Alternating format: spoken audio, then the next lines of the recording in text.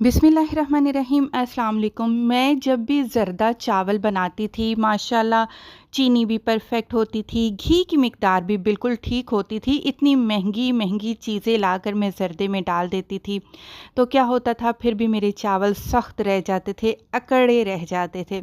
अब वो बंदा रखे तो किसके आगे रखे, ज़ाहिर है अकड़े हुए चावल कौन खाएगा, और अगर रख भी दें किसी के आगे तो 2-4 बातें तो लाज़मी सुननी पड़ जाती थी, जिसकी वजह से शर्मिंदगी होती थी।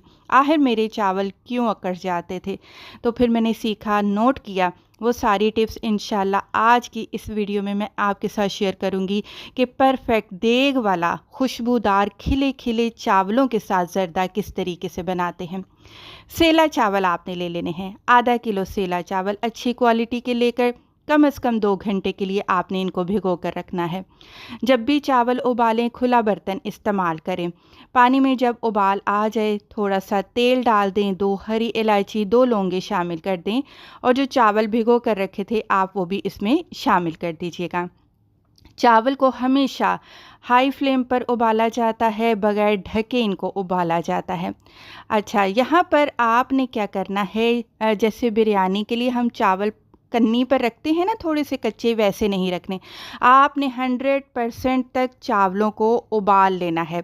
कच्चे बिल्कुल भी नहीं होने चाहिए। जब आप चावलों को पानी में से निकाल लें तो रूम टेम्परेचर का पानी चावलों पर डाल दीजिएगा ताकि इनका कुकिंग प्रोसेस रुक जाए। 2-2 खाने के चम्मच मैंने चावल के निकाल लिए। चावलों के ऊपर मैं फूड कलर डाल रही हूँ। यहाँ पर रेड, ग्रीन और ज़र्दा फूड कलर है।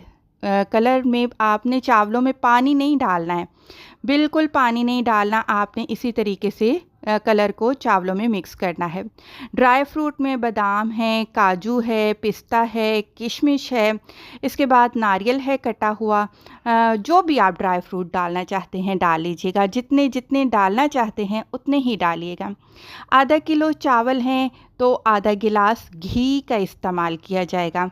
तेल में मीठे नहीं बनते, घी में मीठे बनाए जाते हैं। 1 किलो चावल होंगे तो 1 गिलास आपने घी का डालना है। तो जी घी में मैंने सारे ड्राई फ्रूट शामिल कर दिए। हल्की आंच पर रखते हुए आपने इनको रोस्ट कर लेना है। इससे पहले कि सारे ड्राई फ्रूट जलें आपने चूल्हा बंद कर देना है, और जी सारे के सारे ड्राई फ्रूट आपने निकाल कर एक प्लेट में रख देने हैं। बाकी तेल में हम शामिल कर रहे हैं खुशबू के लिए 3 छोटी इलायची और 3 अदद लौंगे।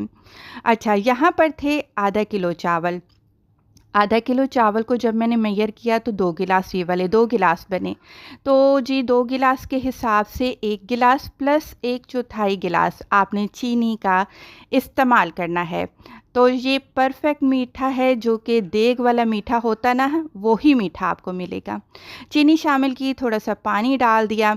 अब आपने इसका शीरा बनाना है कि जब आप इसको चम्मच से गिराएं तो ये गाढ़ा गाढ़ा नीचे इसके जो ड्रॉप है ना वो गाढ़े होने चाहिए। अच्छा, इस पॉइंट पर चाशनी जब तैयार हो जाएगी तो आपने चावल इसमें शामिल कर देने हैं। चावलों को जो चाशनी बनाई है उसमें अच्छे से आपने मिक्स करना है।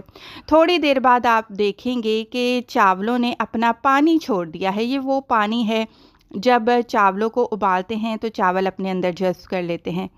मीडियम टू हाई फ्लेम पर रखते हुए आपने सारे का सारा पानी चावलों में से खुश्क कर लेना है।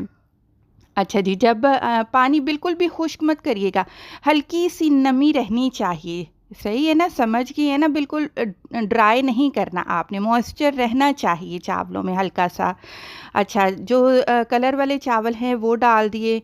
मेरे पास चेरी थी वो शामिल कर दी, टूटी फ्रूटी मैंने डाल दी, थोड़ा सा खोया शामिल कर दिया मैंने, और जी जो मैंने रोस्ट करके ड्राई फ्रूट रखे थे वो भी डाल दिए। दोबारा एक लेयर हम खोए की इसके ऊपर लगा लेते हैं।